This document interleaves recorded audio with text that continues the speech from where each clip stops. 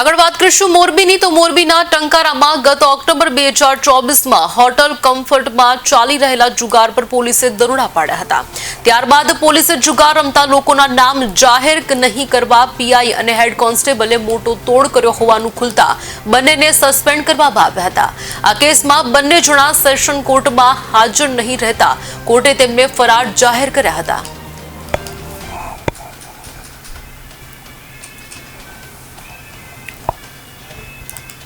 अलग अलग कलम અને જે ભ્રષ્ટાચાર નિવારણ અધિનિયમ છે એમની કલમો હેઠળનો ગુનો તાત્કાલિક ટંકારાના પીઆઈ વાયકે ગોહિલ અને તેના અન્ય એક પોલીસકર્મી મહિપતસિંહ હરીસિંહ સોલંકિયા બંને વિરુદ્ધ કરવામાં આવેલી હતી।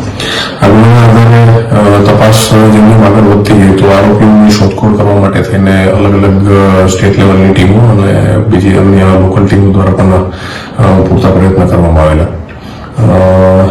આ પ્રયત્નોના અંતે જ્યારે આરોપીઓ જે છે એ મળી આવ્યા ન હોય તો તેમને પકડી પાડવા માટે થઈ અને નામદાર સેશન્સ કોર્ટ મોરબી દ્વારા એમના વિરુદ્ધમાં બીએનએસએસની કલમ 72 મુજબનું વોરંટ જે છે એ જાહેર કરવામાં આવેલું હતું।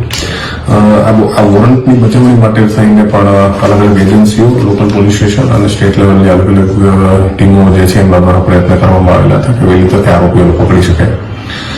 પરંતુ કોઈ પણ કારણોસર આ બંને આરોપીઓ જે છે એ પોતે જાણકાર હોય અને પોલીસની પદ્ધતિથી જાણકારી ધરાવતા હોવાને લીધે આજ દિન સુધી જે છે તેમને પકડવામાં પોલીસ જે છે એમને કોઈ સફળતા મળી ન હતી।